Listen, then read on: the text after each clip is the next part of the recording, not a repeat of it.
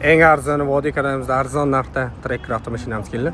Primer paysasi 2023-yil mashinamiz ko'rishni mumkin. To'rtta bolalar, archa bolalar ham yaxshi holatda, podnoshkalar bor, 5 kuchli do'stlari bor. Eshiklarni shumkalarga qildirib qo'yilgan. 68 ming probekda, afiskalari yaxshi holatda. Egalar o'zlari minib yurgan mashinalar, 3D ko'riklari, kojine chexollar, pultlari. Salonchilar benzinda, panorama lyuklari, salonchilar yaxshi holatda.